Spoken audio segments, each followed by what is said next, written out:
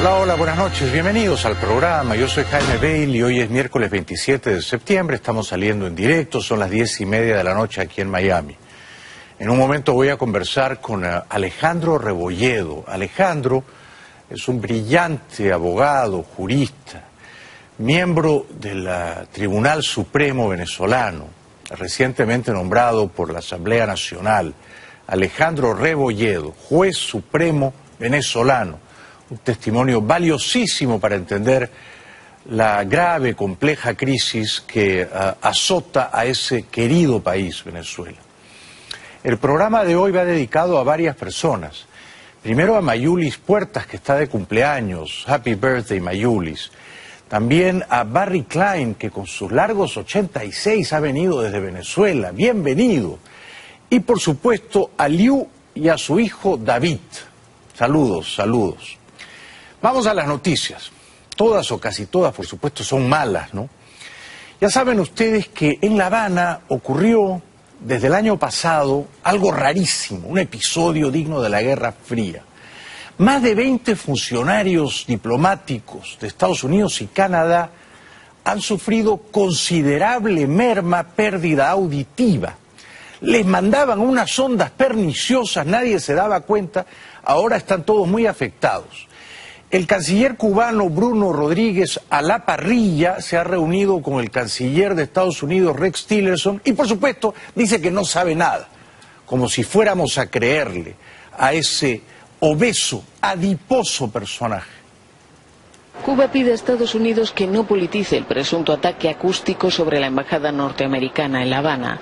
El jefe de la diplomacia cubana, Bruno Rodríguez, ha asegurado a su homólogo Rex Tillerson durante una reunión en Washington que su gobierno nunca ha perpetrado ataques contra diplomáticos. También subrayó que siguen investigando y quieren llegar al fondo de este misterioso caso que ha sumado aún más tensión a las relaciones entre la isla y la administración Trump. El enigma de los ataques acústicos salió a la luz el pasado mes de agosto, cuando se supo que una veintena de diplomáticos estadounidenses y al menos 5 canadienses sufrían migrañas, náuseas, incluso ligeras lesiones cerebrales y pérdidas de audición, atribuidas a un presunto ataque con ondas ultrasónicas. Comienza la competición. Yo sufrí también bastante pérdida auditiva e incluso cierta merma en mi memoria durante mi primer matrimonio por los gritos destemplados de mi suegra de entonces. Pero al menos yo sabía quién me había ocasionado esa lesión, ¿no? Hoy en San Diego ha comenzado a construirse el bendito muro de marras con el cual está obsesionado el señor Trump. Hay 8 prototipos. Comienza la competición para construir el muro entre Estados Unidos y México. En Otay Mesa, California, 6 empresas han empezado a levantar diferentes prototipos del muro fronterizo en un terreno rodeado de medidas de seguridad por miedo a que se produzcan manifestaciones. Los constructores, que optan a un lucrativo contrato, tendrán un mes para construir 8 modelos de cemento y de otros materiales con una altura de entre 5 y 9 metros. Bueno, Puerto Rico es un absoluto desastre. El huracán María ha dejado a la isla del Encanto en condiciones de ruina y de devastación. Nadie tiene electricidad, ni agua, ni alimentos, tampoco hay gasolina ni diésel para hacer funcionar los generadores. El que puede se va, como esta sensible señora que llega a Nueva York traspasada por la tristeza de dejar en su isla un pasado y a su familia. So sad because I've been living in Puerto Rico for my past 43 years and to see that is really sad. And when I came here, saw my sister and I said, oh my God, I left back my family, friends and co-workers and I'm here. And they are, you know, they don't have water, they don't have light, they don't have so many things that they need, and I'm here, and that makes me really sad. Suerte la suya, Dios la bendiga. Son pocos los que pueden escapar por vía aérea. El aeropuerto además está bastante dañado, 3 de los 4 radares no funcionan y es un aeropuerto que está operando sin luz eléctrica y por supuesto sin aire acondicionado. Lo peor tal vez es que los hospitales, las clínicas, los centros médicos están cerrando porque no tienen electricidad y sus operadores, sus plantas eléctricas, sus generadores, necesitan diésel y no hay diésel tampoco. Bueno, la pregunta es, si cierra el hospital, ¿a dónde se van los pacientes? Colegas de Telemundo registraron desde un helicóptero toda la destrucción causada por los bríos perniciosos del huracán María. ¿Qué espera Trump? ¿Qué esperan las compañías de cruceros? Los grandes operadores de cruceros turísticos. ¿Por qué no mandan 10, 20 grandes cruceros a recoger a la gente allá, a las madres, con los hijos, con los ancianos? Cada uno de esos cruceros puede transportar fácilmente 2.000, 3.000 personas. Manden 10 cruceros a San Juan y traigan a la gente aquí, ¿ah?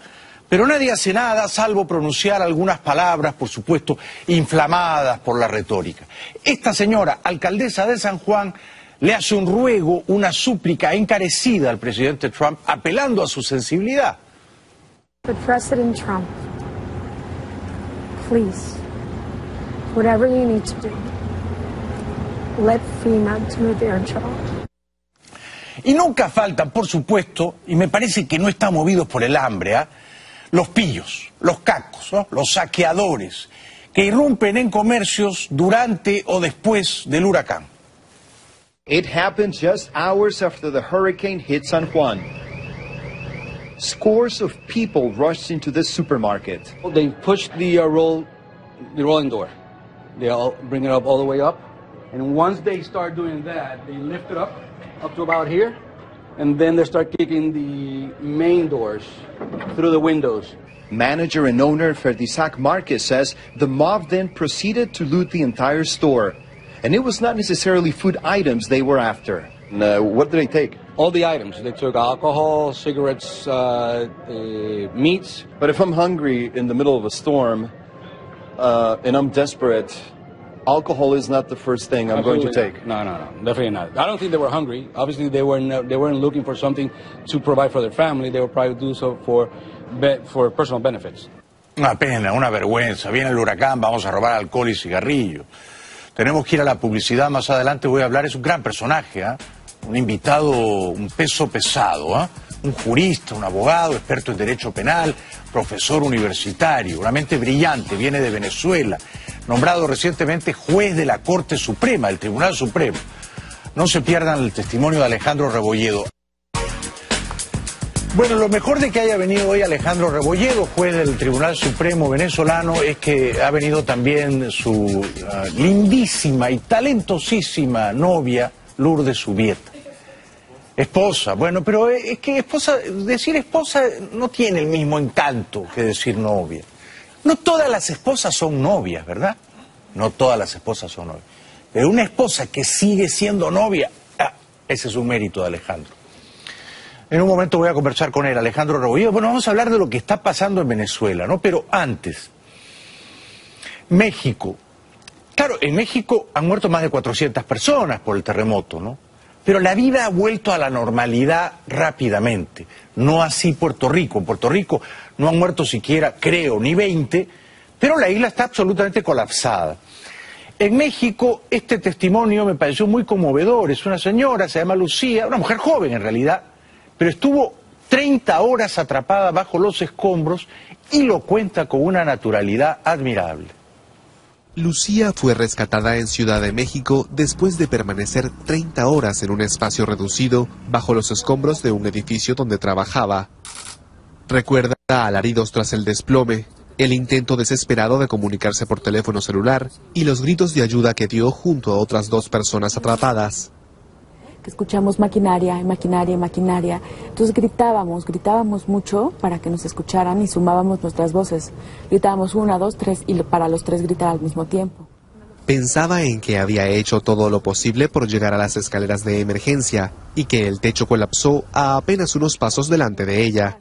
Y para mí pues eso es la fuerza como del universo. Pero animada por el simple hecho de estar viva, sentir la voz de los socorristas le dio oxígeno hasta quedar libre.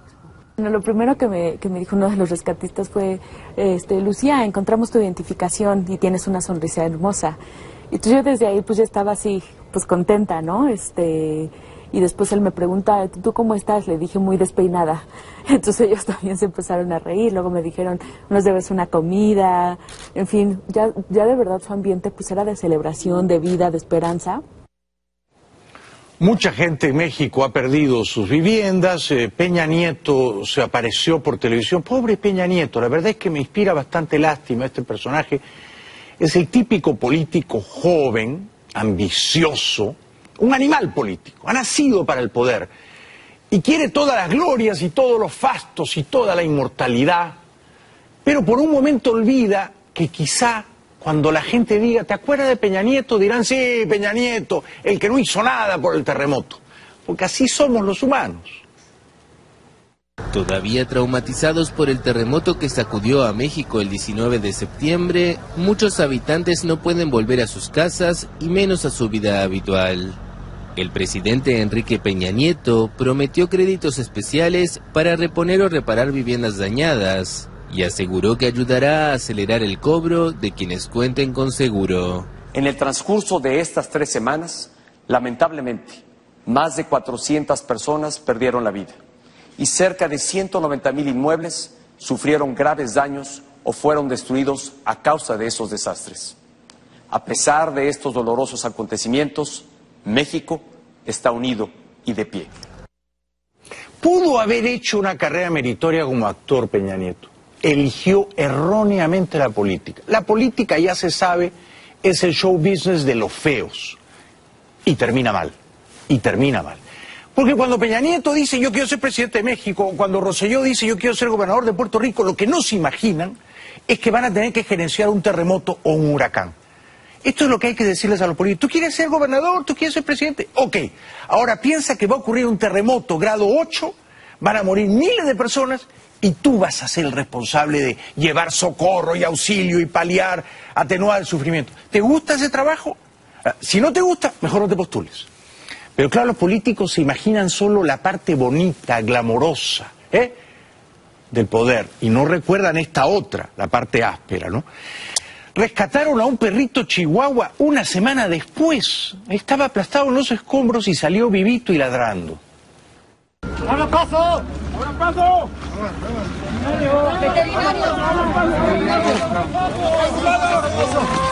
¡Bravo!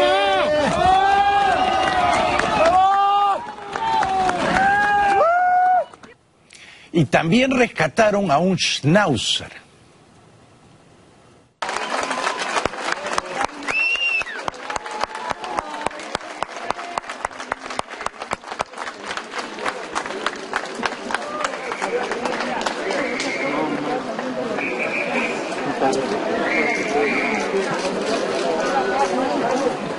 El domingo hay, si habrá, un referéndum en Cataluña. Por mí que los dejen votar, déjenlos votar, no los repriman como si España fuera un estado policial, por el amor de Dios, déjenlos votar. ¿El turismo ha decaído? Parece que no, ¿eh? La Policía Regional Catalana advierte de que la orden de precintar y custodiar los colegios electorales designados por la Generalitat para celebrar el referéndum del 1 de octubre puede crear problemas de orden público. La Fiscalía les obliga a desplegar un amplio dispositivo para impedir que se vote, incluso en un radio de 100 metros desde los colegios. Por su parte, el Tribunal Superior de Justicia de Cataluña desestimó el recurso del gobierno catalán y la Policía Regional seguirá coordinada por el Ministerio del Interior. Por el momento, los altos mandos de los Mossos d'Esquadra han asegurado que van a cumplir las órdenes dadas por el fiscal. No es fácil para los Mossos d'Esquadra, para la policía catalana. No saben a quién obedecer. Obedecen a la Generalitat, o sea, al gobierno catalán que proviene del Parlamento catalán. Sentimentalmente yo creo que son más afines a ellos. U obedecen al gobierno central español nacional de Madrid. Al Tribunal Constitucional que prohíbe el referéndum, al señor Rajoy que prohíbe con aire de obispo enojado el referéndum. No es fácil. Ahora sí, el turismo no ha decaído y no va a decaer. Conviértase o no Cataluña en una república independiente, los turistas vamos a seguir yendo a visitarla porque es un lugar maravilloso. ¿Afecta al turismo la convocatoria del referéndum de independencia el 1 de octubre? Según el gremio de hoteleros de la ciudad de Barcelona, el principal motor del sector en Cataluña, las cancelaciones apenas se notan y los niveles de ocupación son similares a los de otros años en estas fechas. No obstante, el ministro de Energía y Turismo del gobierno español, Álvaro Nadal, sostiene que la consulta afecta a la llegada de turistas más que los atentados de las Ramblas. Catalanes opinan a favor y en contra del referéndum de este domingo primero. Cataluña se prepara para el referendo independentista, pese a la prohibición de la justicia para realizarlo en abierto desafío al jefe de gobierno español Mariano Rajoy. A pocos días de la consulta del domingo, esta región de 7,5 millones de habitantes está dividida. Iré a votar y voy a votar que sí. Aunque no apoye el gobierno que quiere la independencia, iré a votar que sí. Porque a un gobierno que me reprime no lo quiero. Me gustaría que fuese independiente, sí. Y yo me estoy enfadado con la gente que han obligado a Cataluña a llegar a esta situación. Pero otra parte de Cataluña piensa lo contrario, aunque no convoque a masivas concentraciones como los pro independencia. Lo mantengo en que Cataluña es un estado, o como se quiera llamar, comunidad autónoma, que forma parte de España y que tiene que seguir siendo así. Es un asunto delicadísimo, sumamente complejo. Yo la verdad quiero mucho a Cataluña, tengo muchos amigos catalanes y me han escrito sus argumentos, he hablado con ellos y no es tan fácil decir, no, ¿cómo van a ser de locos los catalanes de romper con España? No es tan fácil, ¿eh? Yo creo que hay que dejarlos votar, esto en primer lugar, que voten. Si una clara mayoría quiere escindirse, desmembrarse de España, no veo por qué habría que aplastar a esa mayoría y obligarla a un destino histórico que no desea, ¿no? Para terminar, que viene el juez supremo venezolano Alejandro Rebolledo. La señora Cristina Fernández, que quiere ser ahora senadora por la provincia de Buenos Aires, la elección es el domingo 23 de octubre, ella acaba de ganar las primarias, y es por supuesto una lideresa de oposición formidable, con un verbo muy encendido, inflamado, caudaloso. Pero la señora dice que su gobierno no fue completamente corrupto y que los hechos de corrupción son aislados y que no le salpican a ella. En la cárcel con este gobierno puede terminar cualquiera, que todos están obligados a rendir cuentas, pero con las garantías del debido proceso como todo el resto.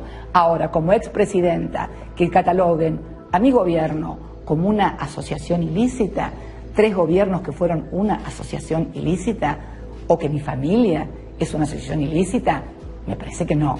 Hay una clara maniobra de persecución política. Creo que hubo hechos de corrupción y funcionarios que cometieron hechos de corrupción. Esto es innegable y creo que estos funcionarios deben responder por esos hechos. No tengo ninguna duda. Ahora, tachar a todo un gobierno de corrupción por el hecho de determinados funcionarios que pueden haber cometido hechos de corrupción, no. Creo que hubo hechos de corrupción, pero también creo que los que han blanqueado plata negra son los de este gobierno. Yo no blanqueé plata negra, el que blanqueó plata negra fue el hermano del presidente, y 35 millones de dólares blanqueó. Bueno, yo me permito discrepar con todo respeto de la señora Cristina. Creo que su gobierno le hizo un daño grandísimo a la economía de su país. Creo que empobreció a millones de argentinos. Sin embargo, ella dice ahora, claro, es una demagoga persuasiva, ¿no? Talentosísima demagoga, que Macri ha creado más pobres y que la pobreza se ha multiplicado en este año en que Macri lleva como presidente.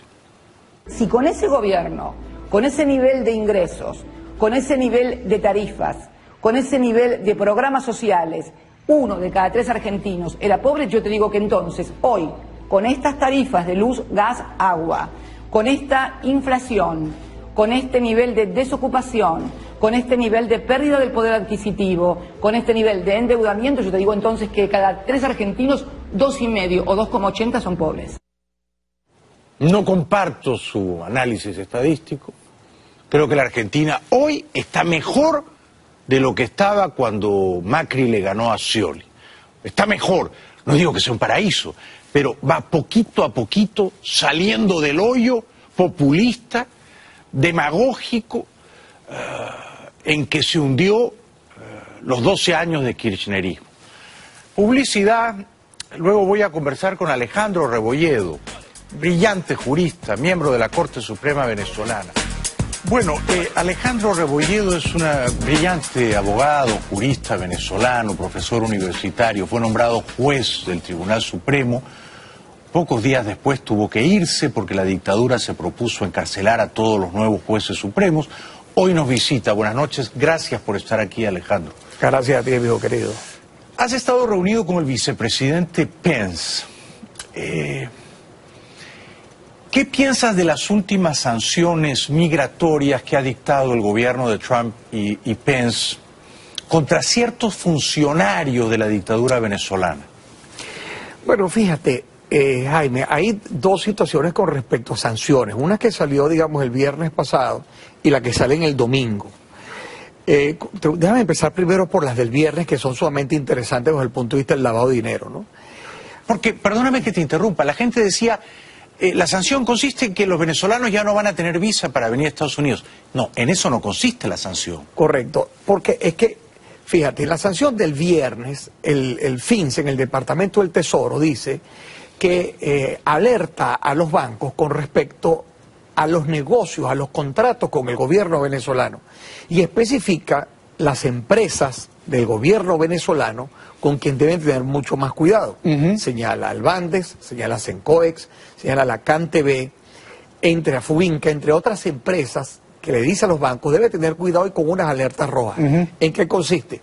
En los contratos que puedan tenerse del gobierno con respecto a terceros. Por ejemplo, si una persona con el cual tiene contratos el gobierno venezolano, tiene una empresa cuyo objeto es general, es decir, se vende desde un tornillo hasta un camión, tenga cuidado, le dice al banco, con ese tipo de transacciones. Si esas empresas reciben de una u otra forma transferencias y en esas transferencias hay una metida una empresa, por ejemplo, en Panamá, tenga cuidado. Ese tipo de alertas la señala. También señala los negocios que puedan hacerse en el sur de la Florida con respecto a la adquisición de viviendas y en Texas. Y también de manera específica señala con respecto a los courier, a quien llevan mercancías desde Estados Unidos, desde el sur de la Florida, hacia Venezuela, lo hace de manera específica. Es que es bien detallada. ¿Menciona individuos o solo empresas? No, nada más señala empresas. Empresas. Señala empresas. Pero el propósito es castigar a empresas y por consiguiente a individuos que han hecho contratos de naturaleza fraudulenta con el Estado venezolano, que han lavado dinero. Correcto, a raíz de que el vicepresidente de la República, este señor Tarek El-Aissami, está metido en la lista OFAC como cabecilla del narcotráfico, porque es importante que la audiencia sepa esto. Hay 37 personas metidas en OFAC, incluyendo el presidente de la República, Nicolás Maduro, que hay en otra lista otras personas en OFAC donde está el vicepresidente. El vicepresidente está como cabecilla del narcotráfico. Más que como Diosdado, más cabecilla que Diosdado. Diosdado hasta ahora no está en ninguna lista de Venezuela, está en Canadá. Pero ahí lo coloca en esa lista. Pero en esta lista de los 37 funcionarios es a raíz de una ley que sale en el 2014 en la violación de los derechos humanos de Venezuela. Y es donde involucran a todos estos sujetos. Una ley de Obama. Una ley de Obama. Correctamente. Entonces, en función de eso, el presidente de la República y el vicepresidente de la República constitucionalmente tienen, digamos, la facultad de comprometer en el Estado en variedad de negocios. Por eso es que posteriormente salen otras sanciones que tienen que ver con los negocios y el uso del dólar americano. ¿Esas otras sanciones son las que han salido el lunes, esta semana? No, esta es la que salieron el domingo. Tienen que ver con lo de las visas de los funcionarios que, por no apoyar la lucha contra el financiamiento al terrorismo. Acuérdate que el tema de Venezuela, la grave crisis institucional que tiene Venezuela, hace que no se tenga una cooperación real y transparente, por ejemplo, con los Estados Unidos, con respecto al terrorismo. Entonces, a raíz de esas sanciones, a raíz de esa visión, se coloca a estos funcionarios que especifican, los que están en el SEBIN, en el Ministerio de Relaciones Exteriores, Interior, los que estén en el CICPC, los que estén en relaciones. Entonces le dice, como estos funcionarios son los responsables que no exista la transparencia con respecto a la entrega de pasaportes para nosotros, para los Estados Unidos, dice los Estados Unidos, estos sujetos no tienen visa, incluyendo a su familia. Si tenían visa se la quitan. Correctamente. Incluyendo a su familia. Incluyendo a su familia. Pero además dice que quienes tengan visa americana tienen un escrutinio mayor indiferentemente que no sean esos funcionarios. Es decir, ellos como se reservan el derecho de admisión, a ver cuáles son las otras preguntas que pueden hacerse a cualquier venezolano que venga, incluso a qué viene o cómo viene que va a ser aquí. ¿Estas dos sanciones las apruebas? Bueno, sin lugar a dudas, nosotros venimos ahí desde hace muchos años, de más de 25 años, luchando contra la delincuencia organizada en Venezuela. Sí, tú eres un experto en eso, sí. Tú has creado eso, cómo luchar contra los lavadores de activos, ¿no? Nosotros en Venezuela creamos y nos hemos dedicado toda la vida al tema de conferencias internacionales, adiestramiento y capacitación para todas aquellas personas, tanto entes públicos como privados, porque si algo es nuestra lucha, Jaime, es que nosotros tenemos que tratar de quitarle víctimas a estos criminales. De tal manera que ha sido una lucha permanente. Permanente, que no descansa, que no desmaya. ¿Quién es para ti el gran ladrón de la dictadura, de la larga ya dictadura chavista en tu país? Bueno, lo que pasa es que el modelo económico que ellos buscaron implementar y que implementaron, que ha sido un total fracaso, estableció de que en vez de existir empresas, hicieron una economía de puerto, todo fuera con el cambio de cómo ingresaba el petróleo, y en función de cómo ingresaba el petróleo, tuvieron ese centro de corrupción que es Cadivi. O sea, el gran ladrón era todo el que podía obtener los dólares subsidiados. Claro, porque es que Venezuela es un estado mafioso, y las mafias son organizaciones de poder que se infiltraron en las instituciones del Estado y la manejan a su antojo. ¿Te sorprendió que dijeran que Tarek y su testaferro Samark tuvieran como 500 millones de dólares aquí en Estados Unidos? No, no, para ningún venezolano eso es sorpresa. O sea, las cifras, cuando recientemente estuve en Perú con gran apoyo de las autoridades peruanas y nos reunimos con 9 presidentes de congresos en Perú que coincidimos con ese evento.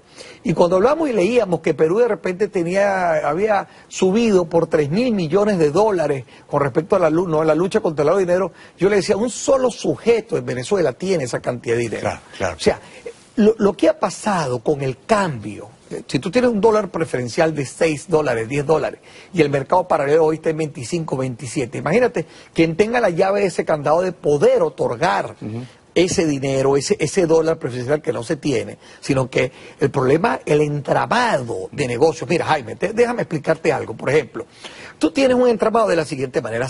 Nosotros hemos detectado, por ejemplo, en la parte de investigaciones de nuestra organización, unos sujetos que tienen 148 empresas. Estos sujetos compran alimentos y tienen empresas en México, tienen empresas en Uruguay y tienen empresas fachadas en Hong Kong. ¿Qué pasa? Los dueños de esta empresa en Venezuela son también los dueños en México o tienen interpuestas personas. Agarran el dólar preferencial aquí, ellos mismos se compran y se venden aquí y baja el dinero, la mitad. Por eso que el FinCEN dice, cuidado con la entrega o negocios de este tipo con el gobierno, porque a raíz de la corrupción generalizada que hay y la crisis que tiene, no pueden sino sacar por la izquierda comisiones. ¿A quién le entregan esas comisiones? ¿Cuánta plata se pueden haber robado en estos 18 años en tu país? Nosotros hemos dicho que hemos calculado 800.000 millones de dólares. 800.000 millones de dólares. Sí, porque cuando tú estableces, fíjate, solo tema Cadivi, Sencoex, cuando tú tienes el sistema ALADI, que es el dólar, ¿no? El dólar subsidio. El dólar americano, el sistema SIDME, SAIME y el convenio ALADI, por ejemplo, tú englobas lo que ha podido pasar ahí con el tema de corrupción, con las cartas de crédito, sujetos que le daban un tiempo determinado para que utilizaran un dinero y utilizaban ese dinero para otra cosa. Pero si te ves a la industria petrolera con la sobrefacturación, subfacturación, es muchísimo más grave. Y si te vas al arco minero con el contrabando de oro, es muchísimo más grave. 800.000 millones de dólares, para que ustedes tengan una idea, es como sumar las 10 principales fortunas, las 15 principales fortunas del mundo. O sea, sumar lo que tiene Bill Gates, lo que tiene Slim, Amancio Ortega, Zuckerberg, Jeff Bezos, y siga la lista, Warren Buffett, la viuda de Steve Jobs, y siga la lista, ¿no? Y no llegamos a 800.000 millones de dólares, creo que nos quedamos en 500.000 millones de dólares. Es una locura lo que se ha robado en Venezuela, ¿no? Sí, por eso, mira, la gran lucha sobre esto, Jaime, que hemos tenido durante toda la vida, es recuperar los bienes. Nosotros estamos trabajando desde hace mucho tiempo por lograr recuperar los bienes para Venezuela, porque si no, nosotros vamos a tener unos millonarios, unos ladrones de esto, con muchísimo dinero. Entonces, el objeto de la lucha contra la corrupción es recuperar el dinero. Nosotros estamos trabajando desde hace mucho tiempo en eso para que podamos reconstruir a Venezuela con esa recuperación de bienes. Tenemos que ir a la publicidad y luego seguimos con Alejandro Rebolledo. Regresamos en 2 minutos, no nos dejen solos. Bienvenidos de vuelta al programa. Estamos conversando con Alejandro Rebolledo, que fue nombrado recientemente juez del Tribunal Supremo venezolano. ¿Dónde crees que han escondido el dinero los principales malhechores del chavismo, Alejandro? Bueno, fíjate, en todas las investigaciones que hemos hecho, en la persecución con el dólar americano, las sanciones impuestas por el Departamento del Tesoro con respecto a la lista OFAC, sin lugar a dudas, la administración del presidente Trump sería bien ingrato no decir como venezolano que ha sido un gran aporte en esta lucha contra la delincuencia organizada en Venezuela. Pero ellos no traen su dinero acá a Estados Unidos, ni lo esconden en Suiza, como antes. Pero fíjate que contradictoriamente, Jaime, hay mucha gente que como hay ese clima permanente de impunidad en Venezuela, pareciera creerse que pasearse por las playas de Miami, pasearse por los restaurantes o por las discotecas de Miami, pareciera tener como aquella clima de que es posible que tú puedas hacer de todo. Aquí hay muchísimo dinero, incluso nosotros tenemos una iniciativa hace 2 años donde estamos luchando por la revisión de los expedientes migratorios de quienes nosotros presumimos, quienes le mintieron a las autoridades americanas para tener un estatus aquí como asilo, residente o para tener negocios.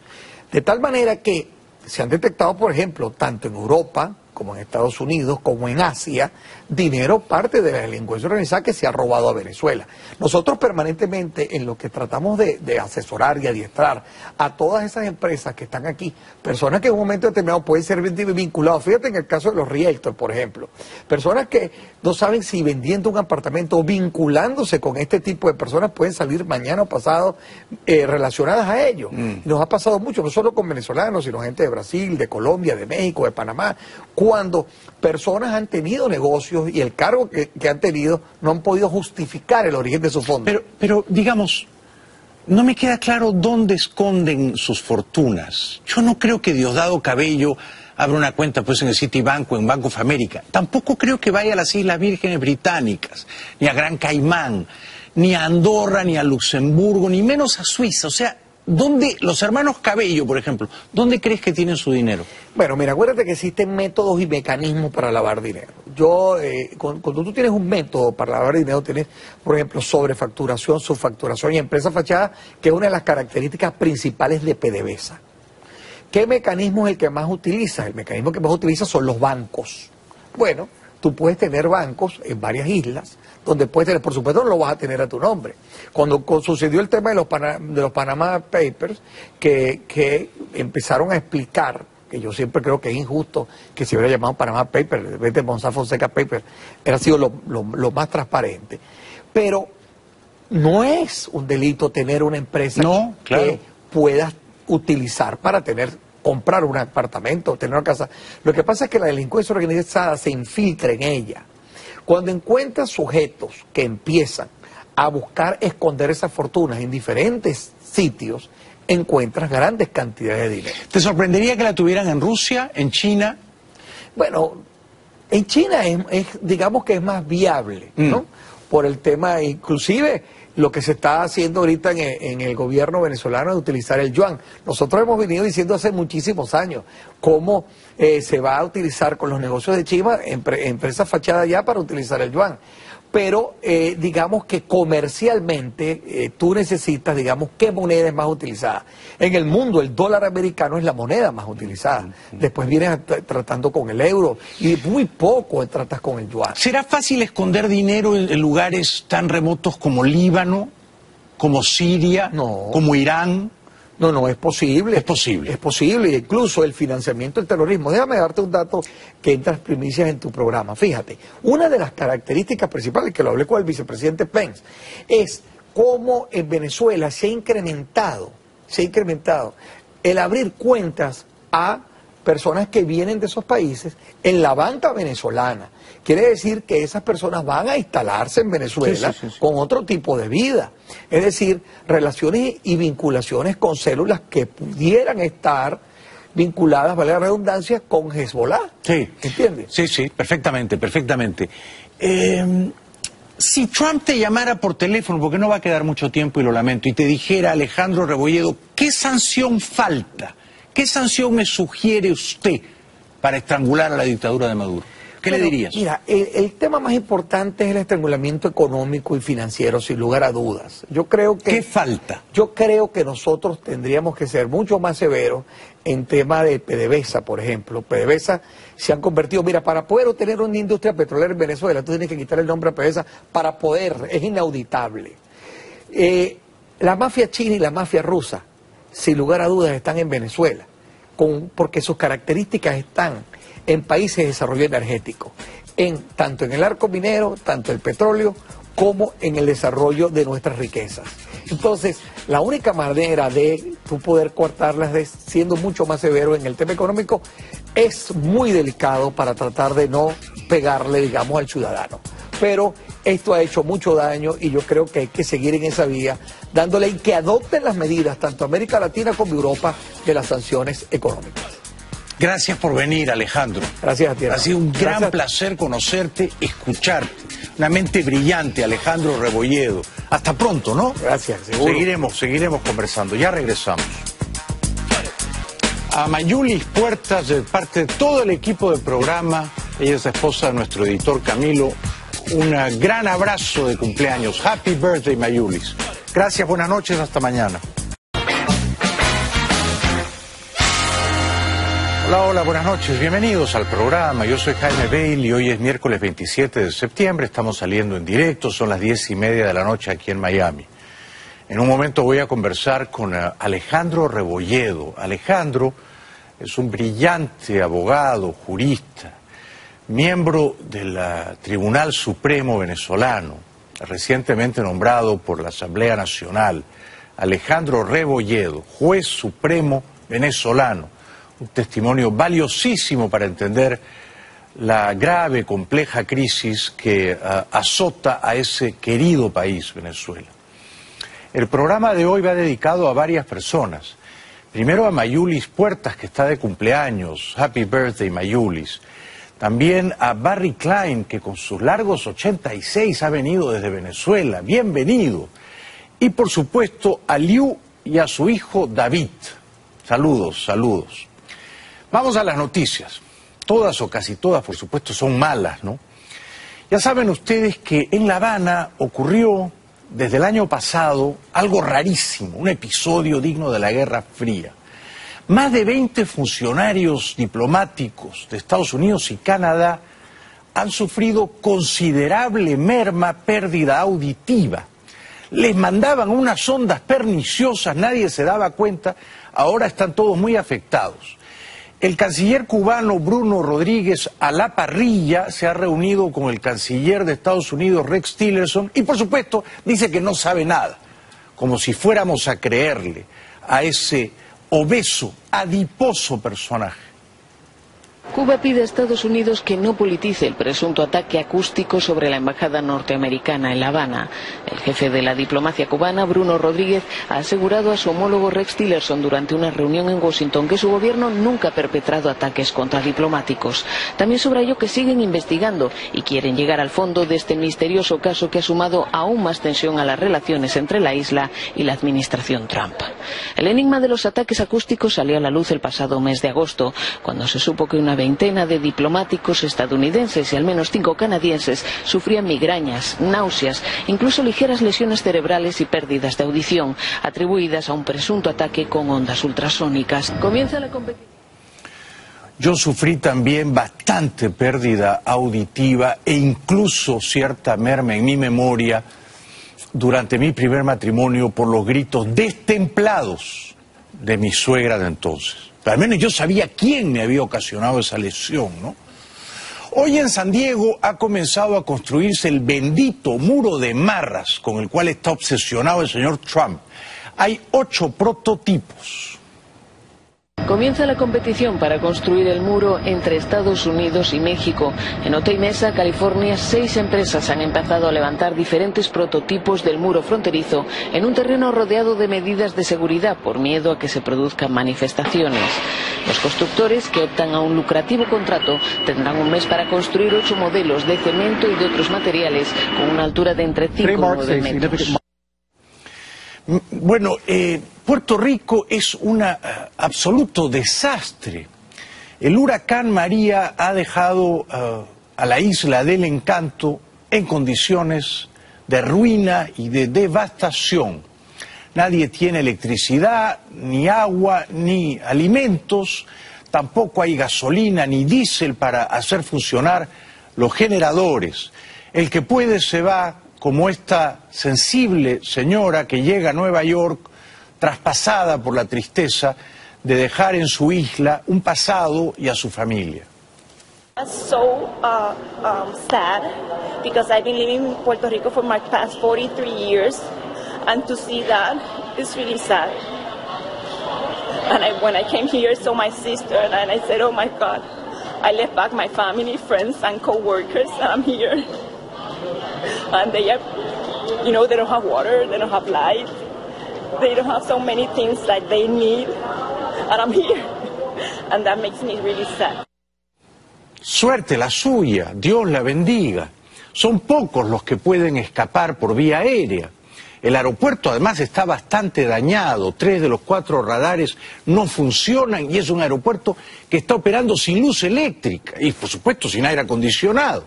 Lo peor tal vez es que los hospitales, las clínicas, los centros médicos están cerrando porque no tienen electricidad y sus operadores, sus... Días de la consulta del domingo, esta región de 7,5 millones de habitantes está dividida. Iré a votar y voy a votar que sí. Aunque no apoye el gobierno que quiere la independencia, iré a votar que sí. Porque a un gobierno que me reprime no lo quiero. Me gustaría que fuese independiente, sí. Y yo me estoy enfadado con la gente que han obligado a Cataluña a llegar a esta situación. Pero otra parte de Cataluña piensa lo contrario, aunque no convoque a masivas concentraciones como los pro independencia. Lo mantengo en que Cataluña es un estado, o como se quiera llamar, comunidad autónoma, que forma parte de España y que tiene que seguir siendo así. Es un asunto delicadísimo, sumamente complejo. Yo la verdad quiero mucho a Cataluña, tengo muchos amigos catalanes y me han escrito sus argumentos, he hablado con ellos y no es tan fácil decir, no, ¿cómo van a ser de locos los catalanes de romper con España? No es tan fácil, ¿eh? Yo creo que hay que dejarlos votar. Esto en primer lugar, que voten. Si una clara mayoría quiere escindirse, desmembrarse de España, no veo por qué habría que aplastar a esa mayoría y obligarla a un destino histórico que no desea, ¿no? Para terminar, que viene el juez supremo venezolano Alejandro Rebolledo. La señora Cristina Fernández, que quiere ser ahora senadora por la provincia de Buenos Aires, la elección es el domingo 23 de octubre, ella acaba de ganar las primarias, y es por supuesto una lideresa de oposición formidable, con un verbo muy encendido, inflamado, caudaloso, pero la señora dice que su gobierno no fue completamente corrupto y que los hechos de corrupción son aislados y que no le salpican a ella. En la cárcel con este gobierno puede terminar cualquiera, que todos están obligados a rendir cuentas, pero con las garantías del debido proceso como todo el resto. Ahora, como expresidenta, que cataloguen a mi gobierno como una asociación ilícita, 3 gobiernos que fueron una asociación ilícita, o que mi familia es una asociación ilícita, me parece que no. Hay una clara maniobra de persecución política. Creo que hubo hechos de corrupción y funcionarios que cometieron hechos de corrupción. Esto es innegable y creo que estos funcionarios deben responder por esos hechos. No tengo ninguna duda. Ahora, tachar a todo un gobierno de corrupción por el hecho de determinados funcionarios que pueden haber cometido hechos de corrupción, no. Creo que hubo hechos de corrupción, pero también creo que los que han blanqueado plata negra son los de este gobierno. Yo no blanqueé plata negra. El que blanqueó plata negra fue el hermano del presidente, y 35 millones de dólares blanqueó. Bueno, yo me permito discrepar con todo respeto de la señora Cristina. Creo que su gobierno le hizo un daño grandísimo a la economía de su país. Creo que empobreció a millones de argentinos. Sin embargo, ella dice ahora, claro, es una demagoga persuasiva, ¿no? Talentosísima demagoga, que Macri ha creado más pobres y que la pobreza se ha multiplicado en este año en que Macri lleva como presidente. Si con ese gobierno, con ese nivel de ingresos, con ese nivel de tarifas, con ese nivel de programas sociales, 1 de cada 3 argentinos era pobre, yo te digo que entonces, hoy, con estas tarifas de luz, gas, agua, con esta inflación, con este nivel de desocupación, con este nivel de pérdida del poder adquisitivo, con este nivel de endeudamiento, yo te digo entonces que cada 3 argentinos, 2,5 o 2,80 son pobres. No comparto su análisis estadístico. Creo que la Argentina hoy está mejor de lo que estaba cuando Macri le ganó a Scioli. Está mejor, no digo que sea un paraíso, pero va poquito a poquito saliendo del hoyo populista, demagógico, en que se hundió los 12 años de kirchnerismo.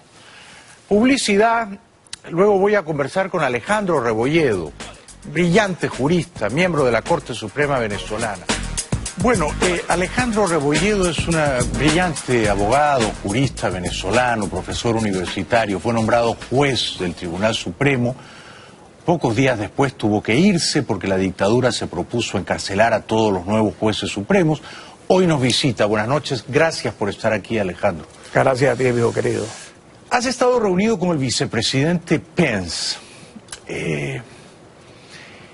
¿Qué piensas de las últimas sanciones migratorias que ha dictado el gobierno de Trump y Pence contra ciertos funcionarios de la dictadura venezolana? Bueno, fíjate, Jaime, ahí... Peña Nieto se apareció por televisión. Pobre Peña Nieto, la verdad es que me inspira bastante lástima este personaje. Es el típico político joven, ambicioso, un animal político, ha nacido para el poder y quiere todas las glorias y todos los fastos y toda la inmortalidad, pero por un momento olvida que quizá cuando la gente diga, ¿te acuerdas de Peña Nieto? Dirán, sí, Peña Nieto, el que no hizo nada por el terremoto, porque así somos los humanos. Todavía traumatizados por el terremoto que sacudió a México el 19 de septiembre, muchos habitantes no pueden volver a sus casas y menos a su vida habitual. El presidente Enrique Peña Nieto prometió créditos especiales para reponer o reparar viviendas dañadas y aseguró que ayudará a acelerar el cobro de quienes cuenten con seguro. En el transcurso de estas 3 semanas, lamentablemente, más de 400 personas perdieron la vida y cerca de 190,000 inmuebles sufrieron graves daños o fueron destruidos a causa de esos desastres. A pesar de estos dolorosos acontecimientos, México está unido y de pie. Pudo haber hecho una carrera meritoria como actor Peña Nieto.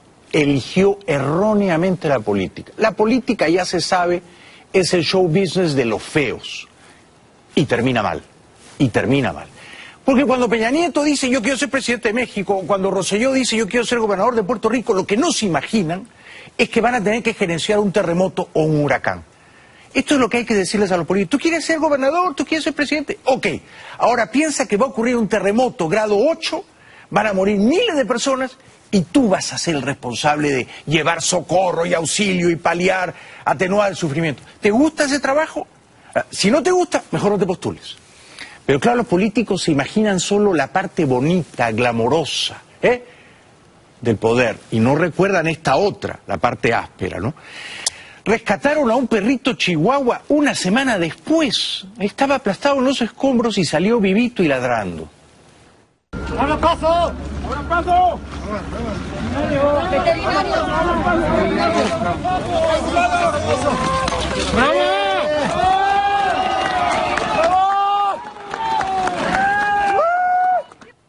Y también rescataron a un schnauzer.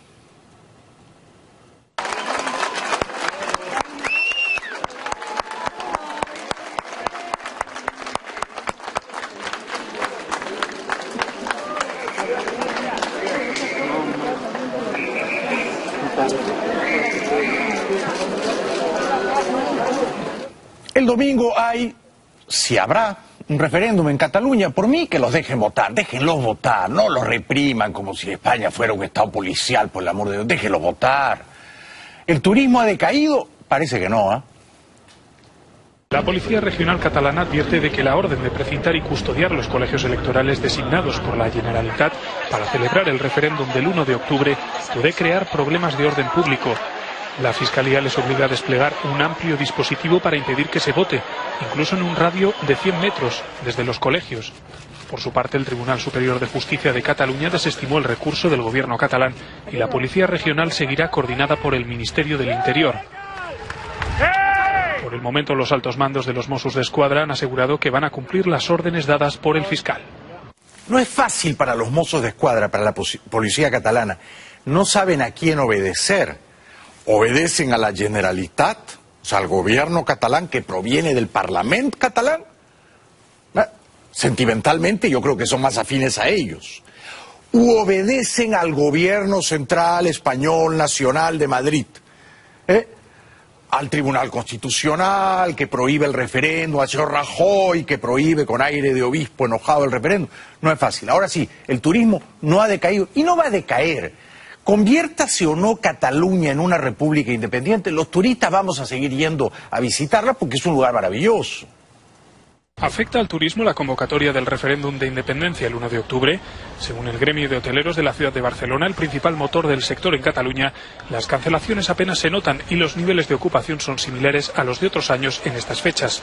No obstante, el ministro de Energía y Turismo del gobierno español, Álvaro Nadal, sostiene que la consulta afecta a la llegada de turistas más que los atentados de las Ramblas. Catalanes opinan a favor y en contra del referéndum de este domingo primero. Cataluña se prepara para el referendo independentista, pese a la prohibición de la justicia para realizarlo en abierto desafío al jefe de gobierno español, Mariano Rajoy. A pocos plantas eléctricas, sus generadores, necesitan diésel y no hay diésel tampoco. Bueno, la pregunta es si cierra el hospital, ¿a dónde se van los pacientes? Colegas de Telemundo registraron desde un helicóptero toda la destrucción causada por los bríos perniciosos del huracán María. ¿Qué espera Trump? ¿Qué esperan las compañías de cruceros? Los grandes operadores de cruceros turísticos. ¿Por qué no mandan 10, 20 grandes cruceros a recoger a la gente allá, a las madres, con los hijos, con los ancianos? Cada uno de esos cruceros puede transportar fácilmente 2.000, 3.000 personas. Manden 10 cruceros a San Juan y traigan a la gente aquí. Pero nadie hace nada salvo pronunciar algunas palabras, por supuesto, inflamadas por la retórica. Esta señora, alcaldesa de San Juan, le hace un ruego, una súplica encarecida al presidente Trump, apelando a su sensibilidad. But President Trump, please, whatever you need to do, let FEMA do their job. Y nunca faltan, por supuesto, y me parece que no están movidos por el hambre, los pillos, los cacos, ¿no? Los saqueadores, que irrumpen en comercios durante o después del huracán. It happened just hours after the hurricane hit San Juan. Scores of people rushed into this supermarket. They pushed the rolling door. They all bring it up all the way up. And once they start doing that, they lift it up to about here. And then they start kicking the main doors through the windows. Manager and owner Ferdisac Marquez says the mob then proceeded to loot the entire store. And it was not necessarily food items they were after. What did they take? All the items. They took alcohol, cigarettes, meats. But if I'm hungry in the middle of a storm and I'm desperate, alcohol is not the first thing I'm going to take. No, definitely not. I don't think they were hungry. Obviously, they weren't looking for something to provide for their family. They were probably do so for personal benefits. Una pena, una vergüenza. Viene el huracán, vamos a robar alcohol y cigarrillos. Tenemos que ir a la publicidad. Más adelante voy a hablar. Es un gran personaje, un invitado, un peso pesado, un jurista, un abogado, experto en derecho penal, profesor universitario, una mente brillante, viene de Venezuela, nombrado recientemente juez de la Corte Suprema, del Tribunal Supremo. No se pierdan el testimonio de Alejandro Rebolledo. Bueno, lo mejor de que haya venido hoy Alejandro Rebolledo, juez del Tribunal Supremo venezolano, es que ha venido también su lindísima y talentosísima novia, Lourdes Subieta. Esposa, bueno, pero es que decir esposa no tiene el mismo encanto que decir novia. No todas las esposas son novias, ¿verdad? No todas las esposas son novias. Pero una esposa que sigue siendo novia, ese es un mérito de Alejandro. En un momento voy a conversar con él, Alejandro Rebolledo. Bueno, vamos a hablar de lo que está pasando en Venezuela, ¿no? Pero antes, México. Claro, en México han muerto más de 400 personas por el terremoto, ¿no? Pero la vida ha vuelto a la normalidad rápidamente. No así Puerto Rico. En Puerto Rico no han muerto siquiera, creo, ni 20, pero la isla está absolutamente colapsada. En México este testimonio me pareció muy conmovedor. Es una señora, se llama Lucía, una mujer joven en realidad, pero estuvo 30 horas atrapada bajo los escombros y lo cuenta con una naturalidad admirable. Lucía fue rescatada en Ciudad de México después de permanecer 30 horas en un espacio reducido bajo los escombros de un edificio donde trabajaba. Recuerda alaridos tras el desplome, el intento desesperado de comunicarse por teléfono celular y los gritos de ayuda que dio junto a otras 2 personas atrapadas. Que escuchamos maquinaria, maquinaria, maquinaria. Entonces gritábamos mucho para que nos escucharan y sumábamos nuestras voces. Gritábamos 1, 2, 3 y para los 3 gritar al mismo tiempo. Pensaba en que había hecho todo lo posible por llegar a las escaleras de emergencia y que el techo colapsó a apenas unos pasos delante de ella. Y para mí pues eso es la fuerza como del universo. Pero animada por el simple hecho de estar viva, sentir la voz de los socorristas le dio oxígeno hasta quedar libre. Bueno, lo primero que me dijo uno de los rescatistas fue, Lucía, encontramos tu identificación y tienes una sonrisa hermosa. Y entonces yo desde ahí pues ya estaba así, pues contenta, ¿no? Y después él me pregunta, ¿tú cómo estás? Le dije muy despeinada. Entonces ellos también se empezaron a reír, luego me dijeron, nos debes una comida, en fin, ya de verdad su ambiente pues era de celebración, de vida, de esperanza. Mucha gente en México ha perdido sus viviendas. Hay 2 situaciones con respecto a sanciones. Una que salió, digamos, el viernes pasado y la que sale en el domingo. Déjame empezar primero por las del viernes, que son sumamente interesantes desde el punto de vista del lavado de dinero, ¿no? Porque, perdóname que te interrumpa, la gente decía, la sanción consiste en que los venezolanos ya no van a tener visa para venir a Estados Unidos. No, en eso no consiste la sanción. Correcto, porque es que, fíjate, la sanción del viernes, el FINSE en el Departamento del Tesoro dice que alerta a los bancos con respecto a los negocios, a los contratos con el gobierno venezolano y especifica las empresas del gobierno venezolano con quien deben tener mucho más cuidado. Señala al Bandes, señala a Sencoex, señala a la CanTV, entre Afubinca, entre otras empresas que le dice a los bancos, debe tener cuidado y con unas alertas rojas. ¿En qué consiste? En los contratos que puedan tenerse del gobierno con respecto a terceros. Por ejemplo, si una persona con el cual tiene contratos el gobierno venezolano, tiene una empresa cuyo objeto es general, es decir, se vende desde un tornillo hasta un camión, tenga cuidado, le dice al banco con ese tipo de transacciones. Si esas empresas reciben de una u otra forma transferencias y en esas transferencias hay una metida una empresa, por ejemplo, en Panamá, tenga cuidado. Ese tipo de alertas la señala. También señala los negocios que puedan hacerse en el sur de la Florida con respecto a la adquisición de viviendas y en Texas. Y también de manera específica señala con respecto a los courier, a quien llevan mercancías desde Estados Unidos, desde el sur de la Florida, hacia Venezuela, lo hace de manera específica. Es que es bien detallada. ¿Menciona individuos o solo empresas? No, nada más señala empresas. Señala empresas. Pero el propósito es castigar a empresas y por consiguiente a individuos que han hecho contratos de naturaleza fraudulenta con el Estado venezolano, que han lavado dinero. Correcto, a raíz de que el vicepresidente de la República, este señor Tarek El-Aissami, está metido en la lista OFAC como cabecilla del narcotráfico, porque es importante que la audiencia sepa esto. Hay 37 personas metidas en OFAC, incluyendo al presidente de la República, Nicolás Maduro, que hay en otra lista otras personas en OFAC donde está el vicepresidente. El vicepresidente está como cabecilla del narcotráfico. Más que como Diosdado, más cabecilla que Diosdado. Diosdado no, hasta ahora no está en ninguna lista de Venezuela, está en Canadá. Pero ahí lo coloca en esa lista. Pero en esta lista de los 37 funcionarios es a raíz de una ley que sale en el 2014 en la violación de los derechos humanos de Venezuela. Y es donde involucran a todos estos sujetos. Una ley de Obama. Una ley de Obama. Correctamente. Entonces, en función de eso, el presidente de la República y el vicepresidente de la República constitucionalmente tienen, digamos, la facultad de comprometer en el Estado en variedad de negocios. Por eso es que posteriormente salen otras sanciones que tienen que ver con los negocios y el uso del dólar americano. ¿Esas otras sanciones son las que han salido el lunes, esta semana? No, esta es la que salieron el domingo. Tienen que ver con lo de las visas de los funcionarios que, por no apoyar la lucha contra el financiamiento al terrorismo. Acuérdate que el tema de Venezuela, la grave crisis institucional que tiene Venezuela, hace que no se tenga una cooperación real y transparente, por ejemplo, con los Estados Unidos, con respecto al terrorismo. Entonces, a raíz de esas sanciones, a raíz de esa visión, se coloca a estos funcionarios que especifican, los que están en el SEBIN, en el Ministerio de Relaciones Exteriores, Interior, los que estén en el CICPC, los que estén en relaciones. Entonces le dice, como estos funcionarios son los responsables que no exista la transparencia con respecto a la entrega de pasaportes para nosotros, para los Estados Unidos, dice los Estados Unidos, estos sujetos no tienen visa, incluyendo a su familia. Si tenían visa se la quitan. Correctamente. Incluyendo a su familia. Incluyendo a su familia. Pero además dice que quienes tengan visa americana tienen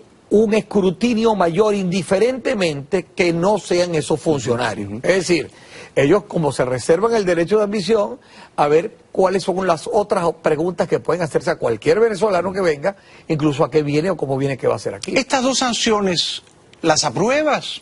Bueno, sin lugar a dudas, nosotros venimos ahí desde hace muchos años, de más de 25 años, luchando contra la delincuencia organizada en Venezuela. Sí, tú eres un experto en eso, tú has creado eso, cómo luchar contra los lavadores de activos, ¿no? Nosotros en Venezuela creamos y nos hemos dedicado toda la vida al tema de conferencias internacionales, adiestramiento y capacitación para todas aquellas personas, tanto entes públicos como privados, porque si algo es nuestra lucha, Jaime, es que nosotros tenemos que tratar de quitarle víctimas a estos